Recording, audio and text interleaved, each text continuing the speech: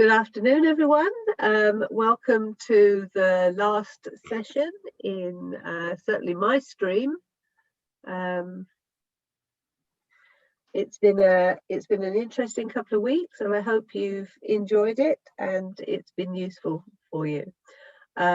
Please remember for this session, it's session 3BF. That's 3 Bravo Foxtrot. To leave some feedback at the end of the session, which will be used by us on looking at next year's conference.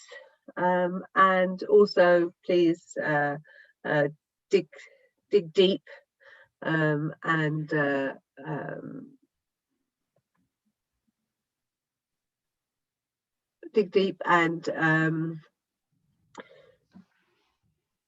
generously for the National Health Service charities.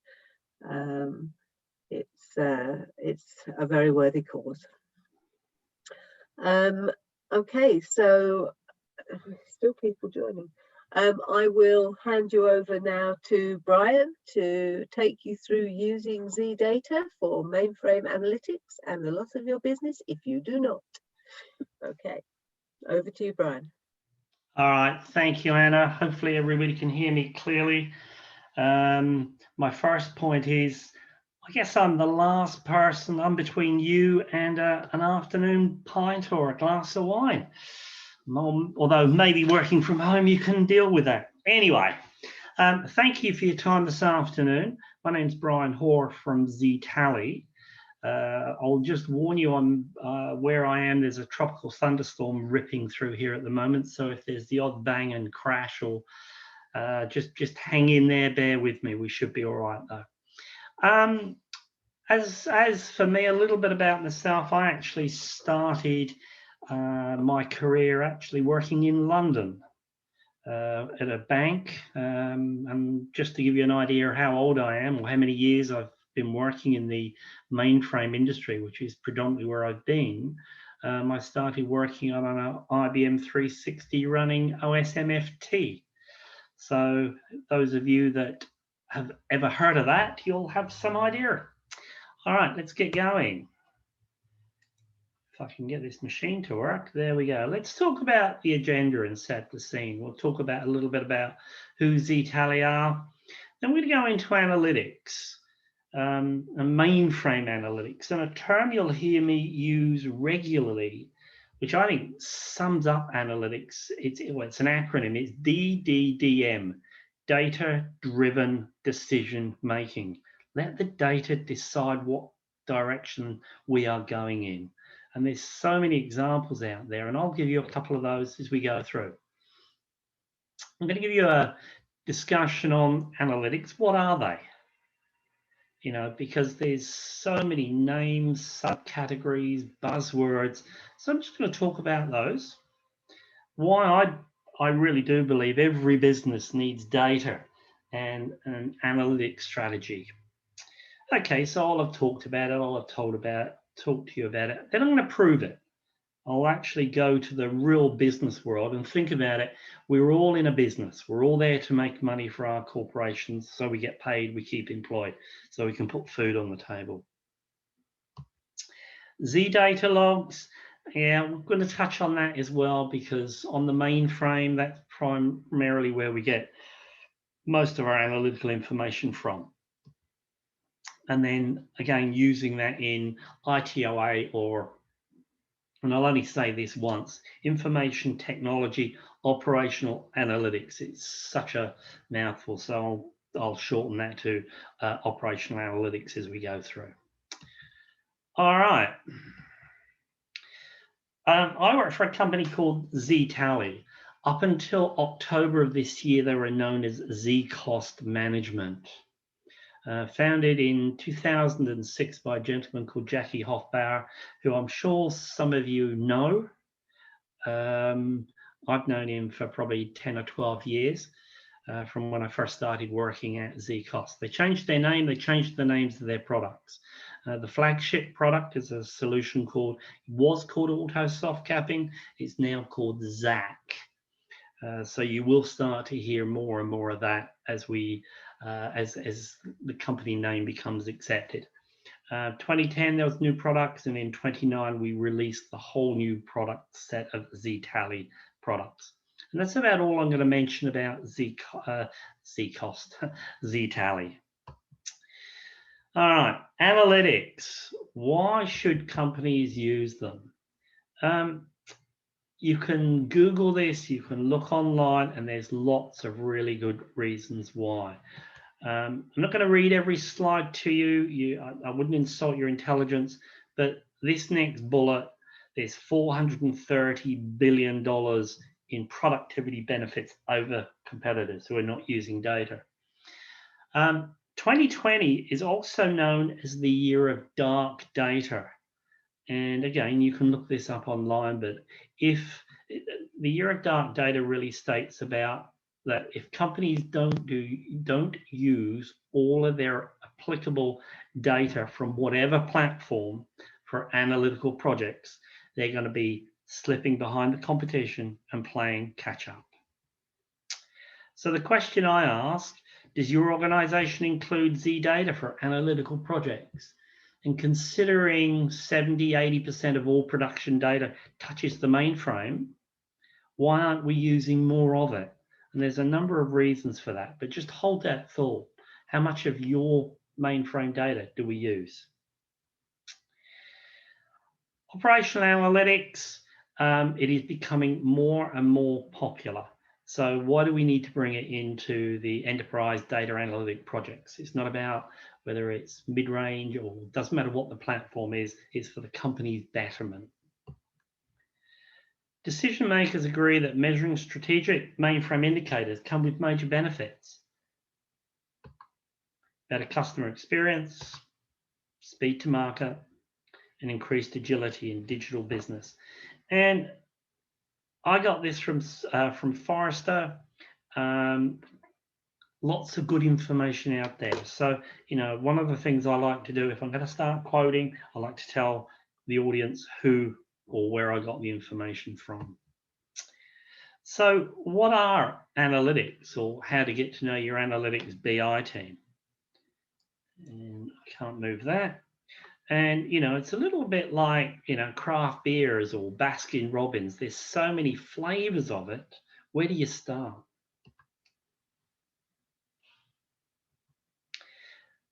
Let's start at the very top. And I talk about there's 4 key types of analytics.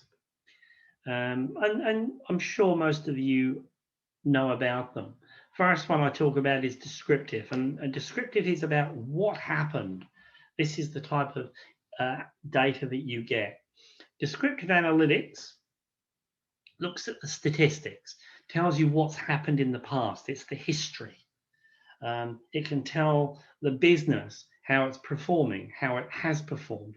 And usually it's displayed in visualizations and graphs and charts, Excel spreadsheets, dashboards, that type of thing. Move this to the real world. And whenever I think I'm told anything about this type of topic, I always like to use some form of an analogy. And the most appropriate way is setting at the moment is, let's imagine a healthcare setting, for instance. Normally on a Wednesday afternoon, there's only 30 people that come through. But this Wednesday, there's an unusually high number of people are admitted to the emergency room in a very short period of time. So hang on a minute, we normally have, say, 30, now we got 300 or some excessive number. Descriptive analytics would tell you that this is happening and provides real-time data with the corresponding statistics, occurrence, volume, patients, etc. All right, so hopefully everybody understands that. Then move on to the second one, diagnostic. And this takes it a step further. It includes descriptive analytics. And this is the why. Why did this happen? All of a sudden, you got lots of people, lots of ailments. Why did it happen? So through data mining, drill down, drill through, you can start to work out why this is going on. Let's go back to our healthcare example. Look at the people that are there. Why are they there? Is it a high fever? Is it a dry cough? Is it tiredness? And COVID is obviously the one that stands out. Is it infectious? So you've now got an understanding of why there is this spike in the emergency room. The third part, predictive. This is where we start thinking about, okay, historical data takes both the diagnostic and the descriptive in, and starts looking at the historical data and starts to create patterns, key trends, peaks, troughs, and starts to predict why this will happen again. And again, let's use the ER analogy. What will happen if this continues? How often, how quickly could this, the illnesses that of the people that have attended, how quickly could this spread? So this is more the where it's happening. So we've now covered the what, the why, the where, and hopefully you're still with me. And the last one is prescriptive. It takes all the three previous categories and says, okay, what do we need to do? What are the course of actions? What are the outlines? What are the implications? Come back to our hospital, our emergency room example. How quickly is the illness spreading? What do we need to do? Do we need to get more nurses, more doctors? Do we need to get more bedpans? It's all a big worry. But really, that's what the four key areas of analytics are. The what, the why, the where, and the next step. Hopefully that everybody's okay with all of that. So the question I ask, in your environment, what data do you use or aren't sure, especially for mainframe analytics, which I've often heard people say to me. It gets even worse because you've got analytics and then you've got subcategories. And no, I'm not going to go through each one of these. We'd be here till midnight. But these are just some of them. And then it's not just subcategories, it's all the buzzwords that go on with it as well. You know, I'm sure most of you have heard of these. Cognitive, mobile, chatbots, which is one that we've all seen, and I personally get very frustrated with them, especially when you get, you get a chatbot up, you're on somebody's website, and you ask two questions and they can't answer it. So it will improve, though, I am sure, because chatbots are everywhere. Again, data-driven decision making. You go back to the four key categories of analytics, that is what that is all about. It's data-driven decision making. Let the data drive. Okay. Talked a lot about data. Can we relate to this? Let's solve the problem by using the big data, and big data is another subcategory. No idea what to do with. All right, so we've given a high-level overview discussion on what analytics are, but I believe every business needs a data and an analytics strategy, and it's something that has to be planned. It's no good, as the cartoon on the right says, look, no good sticking your head in the sand. Start with a clear strategy. Seems sensible enough. Don't get caught up with all of the buzzwords, the different terms. It can be most confusing. Identify what you want to achieve and what data can help. And you may need to get people in from outside your organization, but understand what it is you're trying to do it. There's some very, very good people out there, whether they're data scientists, analysts, etc. How do you want to use the data? What are you trying to achieve? Gather the data and don't drown in it, because consider if you're going to start taking more and more mainframe information, data from Z, or Z, should I say, sorry. There's a lot of information there and it's easy to get overwhelmed. Analytics, understand what type of analytics you're going to use. And this comes, kind of goes full circle. What do you want to achieve? Make sure you got the right infrastructure, because again, I've heard of companies, they get onto this analytics. Yes, we're going to do this, and they haven't thought it through properly. Can your organization cope with it? Because it will cause change. And there's been some very, very good examples, and I'll come on to those in a second, about companies that have used analytics and have benefited by them. Data governance, well, that's something that we all have to put up with globally. So depending on where you are, obviously the big one in Europe, we all know about that one, and make sure they comply. So let's talk about analytics and let's give you some examples. Let's prove it. But the part I've underlined here in this paragraph, a company can use data analytics to make better business decisions and help analyze customer trends and satisfaction. And there's been lots of examples that I'm sure you've realized, in the UK, you've pulled out of the EU. Cambridge Analytica comes to mind. Over here, I'm actually in the US, where I'm broadcasting from. In the 2016 election, nobody forecast Donald Trump was going to win the election. A few people did, but a lot of people didn't. But he used Cambridge Analytica, and they used the data. The data drove where they did most of their rallies, where they put all their money they invested. And guess what? Donald Trump is in power until, in theory, the 20th of next month. All right, you're probably going to ask, why on earth have I got a English football there? Well, English football is going to help me prove it. And although I am in another part of the world, I do kind of still follow the game. So let me ask you this. Do you know who this is? If anybody does, happy to put it into the chat. You may not know this gentleman, but you'll know, most of you will probably know this one. All right, so you've got Ian Graham and you've got Jurgen Klopp from Liverpool Football Club. And again, I showed you a Liverpool Football Club, like any other English football, rugby, cricket, it's a business.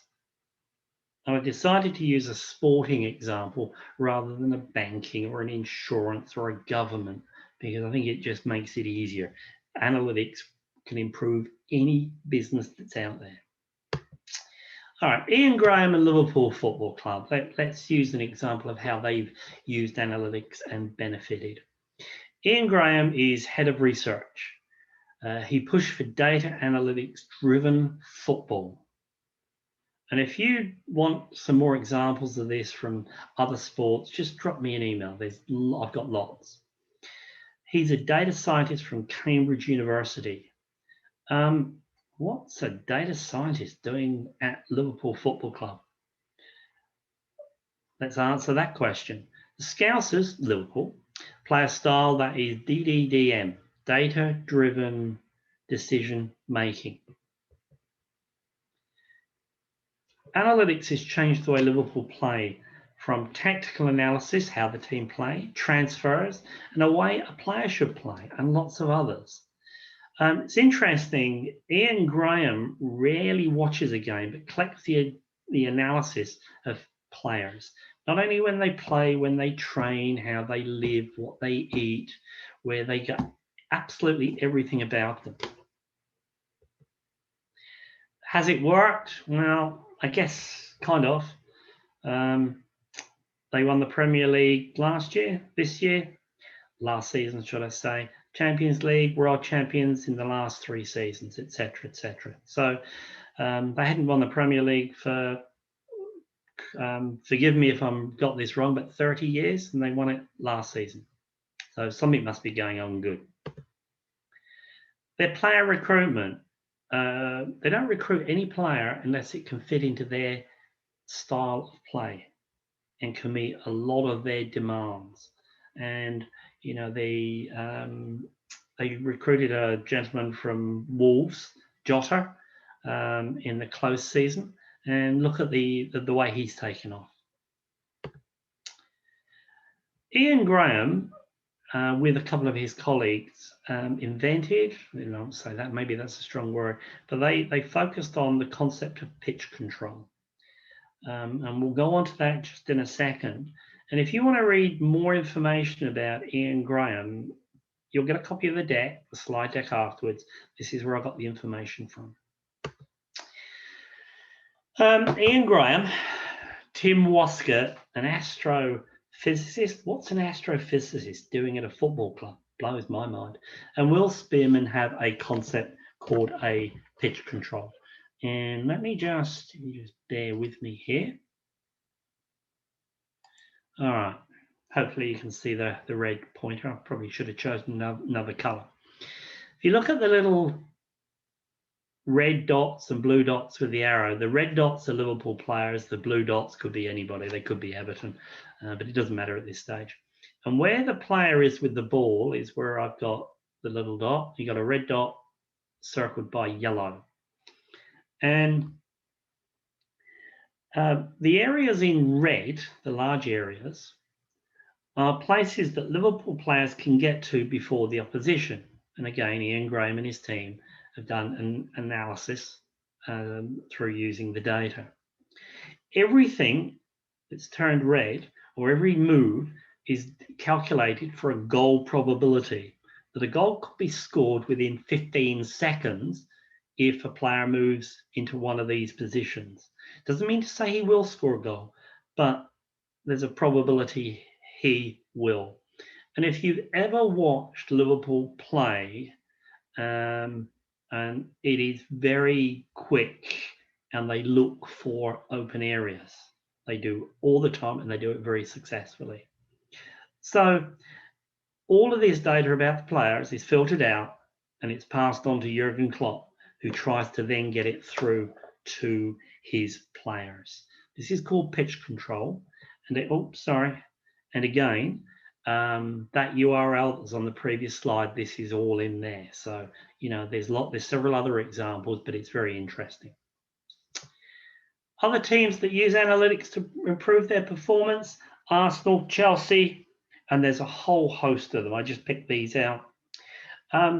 So we've talked about data-driven decision-making, and this is really, it's just a summary. You know, you got 430 billion reasons. Decision makers believe it's better. Lots of teams do it, but it's the conclusion. Data analytics is leading to a complete transformation in all industries. I mentioned dark data. The year of dark data is 2020 earlier on, that you have to use the data to drive decisions. If you don't, you're going to be paying, you're going to slip behind the competition and be playing catch up. Good. Hopefully everybody's still with me. All right. And sometimes there's a hiccup in the technology.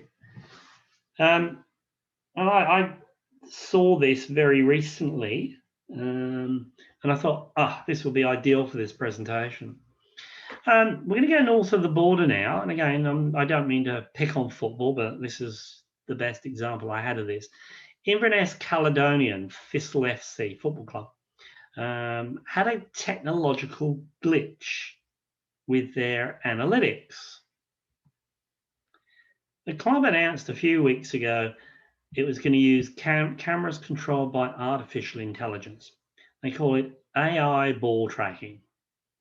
And the whole game, no cameraman, it was just done by AI, would capture high definition footage and be beamed into their season ticket holders' homes and anybody that wished to pay for it. Sounds pretty simple, pretty good so far. Recently, the robots were given a new challenge that had not been foreseen. a linesman with a bald head. And I'm sure you've all realised where I'm going with this, or where this story is going. The AI camera appeared to mistake the man's bald head for the ball for most of the match. So instead of following the ball, it kept going back to the linesman with the receding hairline. A lot of fans phoned up, complained. They have corrected it, I believe. But I thought it was quite an amusing story, and I thought it would just be a nice touch in this presentation. Again, if you want to check up on this on the URL, I couldn't see the video recording because I'm in the US and they don't allow me to see things like this. But you'll get a copy of all of this so you can go and look at it for yourself. But I thought it was quite funny. All right, so what do we need? Data-driven decision-making, DDDM, as you've heard me say that numerous times, and you'll probably hear me say it a few more times, with operational analytics. So what mainframe type data do we need? Mainframes create billions of rows of data. We know that. And the amount of data out there is growing and growing and growing. But we leave so much of it in the dark and we don't use it for analytical projects. Some of it we don't need to, some of it we probably should. Step one, what data do we identify? It's a little like looking for a needle in a haystack. I probably should change this picture because I think it looks more like a load of cow manure, but it's a haystack for this example. Mainframe data overload, I'm sure we all have that at times. The IBM 701 was released, which was the first IBM mainframe. SMF data has not changed that much. It did make there was a change when the IBM 360 and the OS VS1 operating system came out, but it hasn't changed that much. So a question, and please don't Google this, just put it in the chat window, and I'll give you a couple of seconds to answer this. When was the 701 released? And if you'd like to send in a quick message with a guess, whoever gets it or gets closest to it, I will send you a Costa or a Starbucks gift card or a Nesso. I think they're the three biggest coffee shops. I'm sure somebody's sitting there saying, I don't drink coffee, but you know what I mean. So if you'd like to do that, I would happily do that. But, don't Google it. Just make a guess, all right? I'll give you another couple of seconds to answer to this because I think it's always a little bit of fun. And I would be absolutely gobsmacked if any of you were alive when the 701 was released. All right. 3, 2, 1, and we're done. 1952. All right. So scary, scary, scary. All right. What are some of the challenges we've got about getting data out of the mainframe, the SMF data? Event logs are huge. Just about every workload will create a log, a trace of some sort. Expensive to collect, move, store, manage, etc. Complex to understand, so that can also be a challenge. And we're not just talking about ZOS, we're talking about CICS, DB2, IMS, MQ, etc., etc. Workloads, third-party products. We've got all of those. And then we've got to try to understand and correlate it from the various different sources. It's a challenge. Well, let me just change this. There we go. I'm sure most people have seen this slide or a slide similar. I love putting this one up, I really do. Maybe people will say, you're a mainframe bigot. Yes, I am. But these stats speak for themselves. And when your manager comes to you and says, hey, we've got to reduce mainframe costs, throw this back at him and tell him this is the value you bring. But we've still got to continue to bring value to the business. And I think analytics is a great way to start. So do we use operational analytics in a mainframe environment? We do. I'm sure most of you realize it, but we do. We've been doing this for years and years and years. Consider being on call. I'm guessing most people, whether they're now managers or executives or still systems programmers, whether it's CICS or DB2 or ZOS, etc.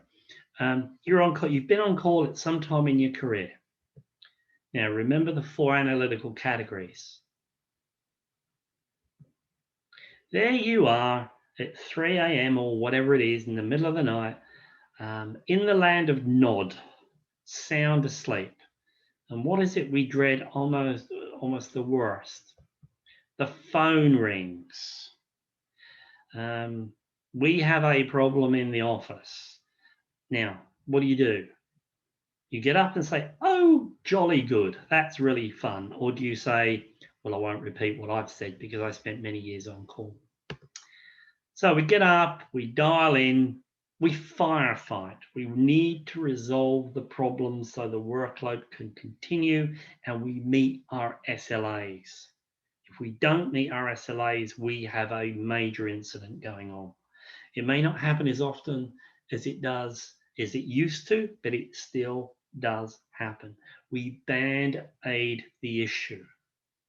And a lot of the problems, I won't say 100%, but a lot of the problems that go on in the middle of the night, those bumps in the night, so I like to call them, if we had done some form of analytical study on the data, most of them probably could have been avoided.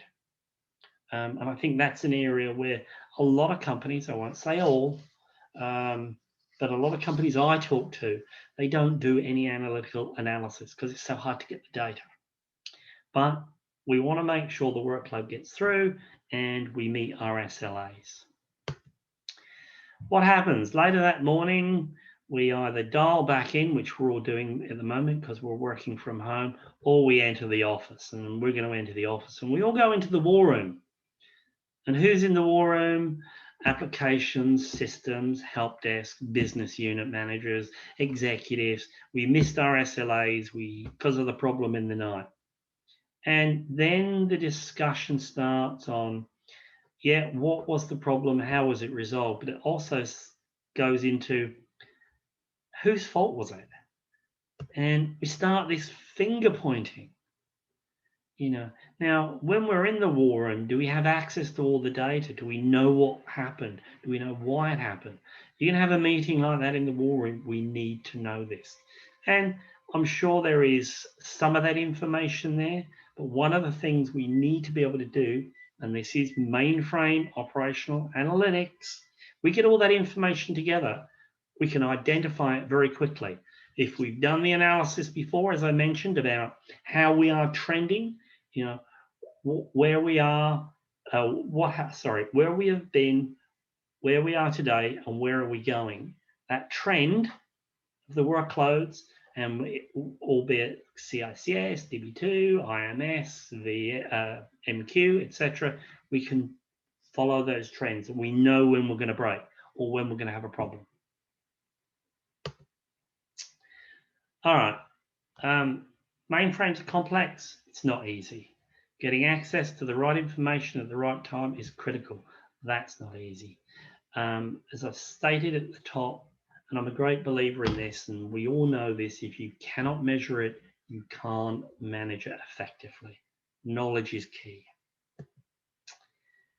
Getting access to the information is difficult. It's complex. Availability, mainframe logs are hard to collect, etc. Maintenance, just looking after all this data. Should it be archived? Should it not be archived? Where is it? How much data do we keep? Readability, mainframe logs are not easy. And, a lot of people are retiring. So a lot of that experience is going away. The grey hair and the no hair brigade, they're leaving the industry. I like this one, the scope. We still tend to work in silos, and over the years I've noticed that the mainframe is like the black box.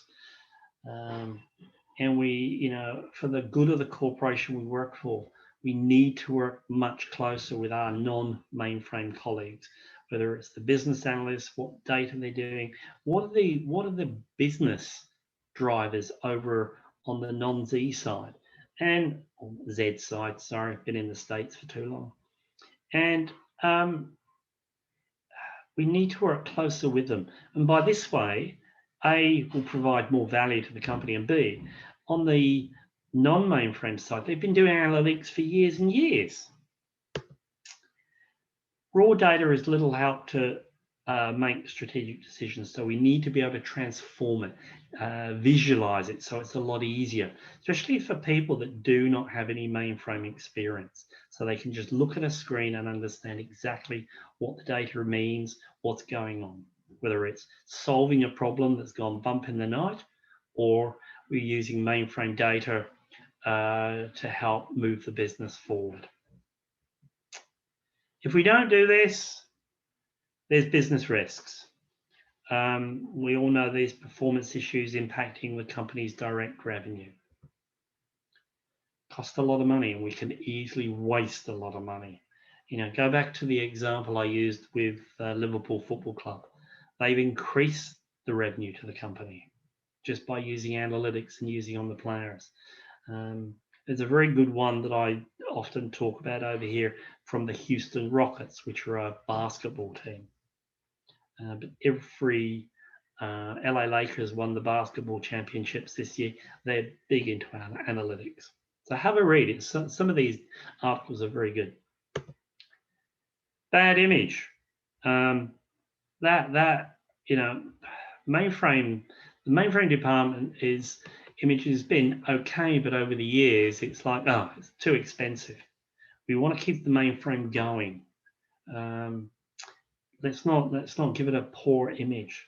Help the company use the mainframe. Time loss.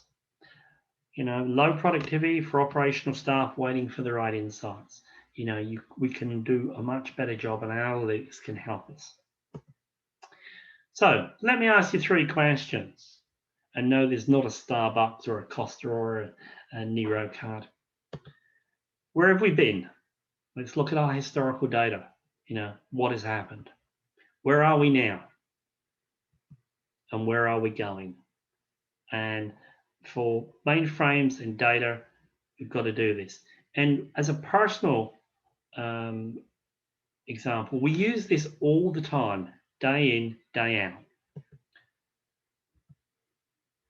KPIs, key performance indicators. I imagine everybody's got a smartphone, or most of us, and we've got our banking apps on our phone, and they're great. They've improved these no end.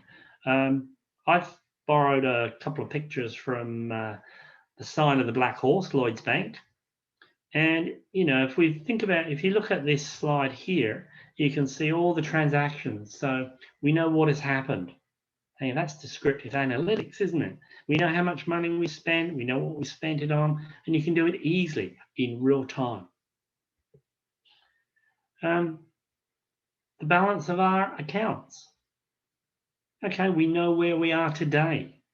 You know what accounts we've got, and I couldn't find one on Lloyd's Bank, I'm afraid, but I'm sure if you've got investment accounts, whether it's pension funds, whether it's stock market accounts, annuities, trades, etc., you can also see them on the app. Making payments, so we're trying to work out where we're going. You know, what are our monthly bills? So again, the banks and are really into it, and they give it to you very easily. It's visualization. This is the type of stuff that we can do on the mainframe with mainframe log data. So let's gain visibility into your mainframe activity. Understand the general organization and dependencies of your infrastructure. Technical data to the business context. So be able to relate mainframe data to what the business is doing. And there are many, many ways that we can do that. And track critical KPIs and detect anomalies, especially so we don't get those bumps in the night and the 3 a.m. wake-up calls. collect the data, got to be done easily, probably off the mainframe platform onto something like a SQL database or something like that. Transform it, because a lot of people that are now coming into the mainframe industry, they're not mainframe people. They've got very, very little experience.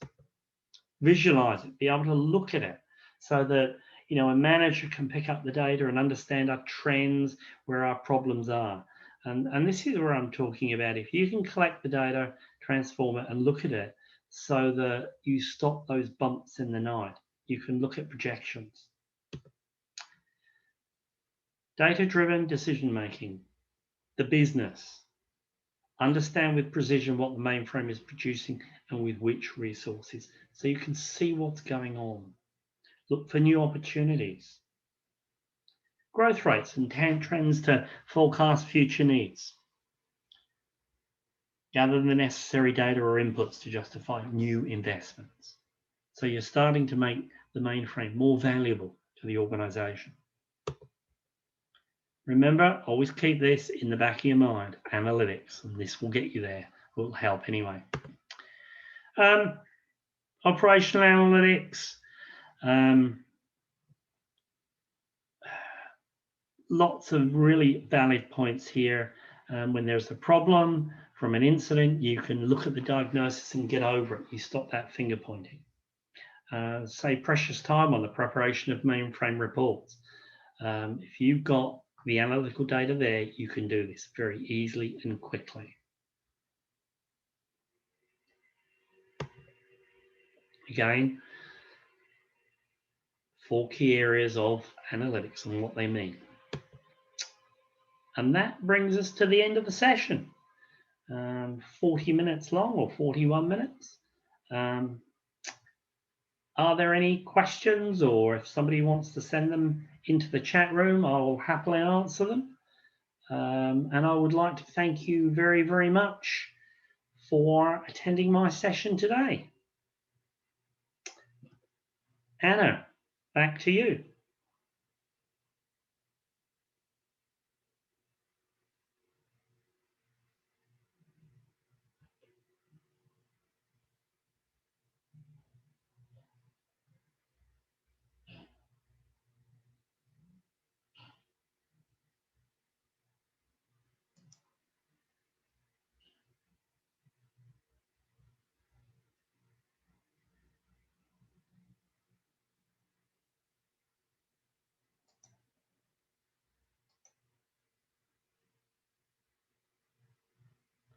Anna, are you there? Yes, I'm here. Sorry. All right, back to you. I'm thinking, have I been talking for the last 20 minutes and nobody can hear me? No, sorry, my daughter just turned up and I just had to get her something from the kitchen, and as luck would have it, that's when you stopped. Put her on. Life is cruel. Okay. Okay, so now I'm really confused. Yes, this was session 3BF.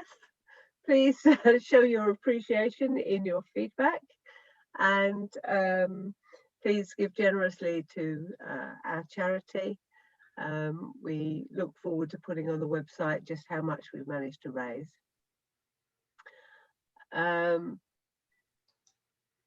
Okay, there is a question in the chat. There is a thank you, but there's also, can you predict the storms? Absolutely, give us the data. We can't, but if you work for the Office of Meteorology or whatever it's called these days, we always used to watch the BBC for the news, but they were always wrong.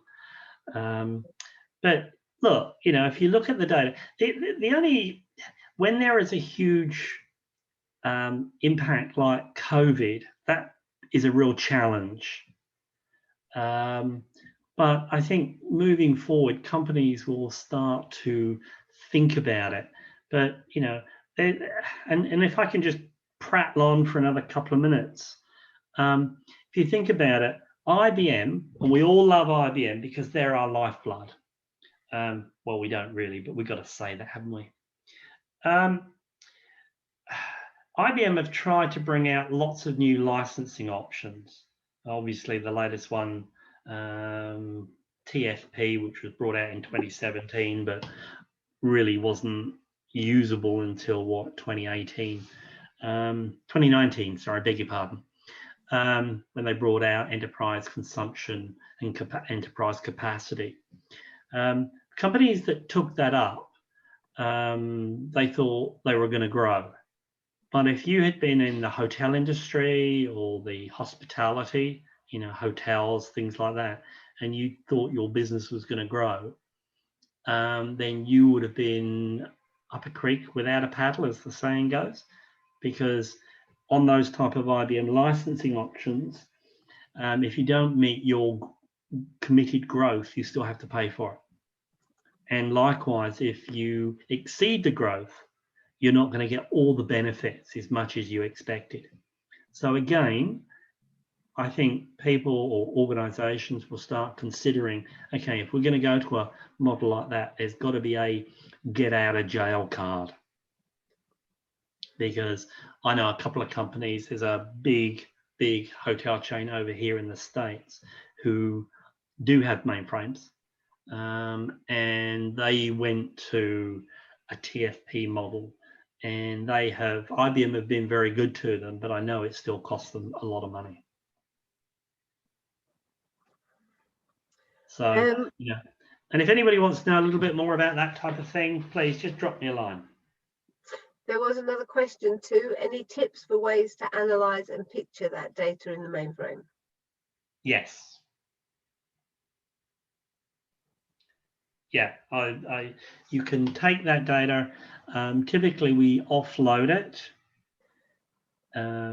onto a Unix or a Windows platform. We do that because we want to try to reduce the MSU consumption on the mainframe. And the last thing you want to do is you take the data off. The last thing you want to do is to increase your 4-hour rolling average. But the answer is yes. Okay, so great session, great presentation, great session. Thanks very much. Just make sure you put that in the feedback form as well as here in the chat. That will be appreciated.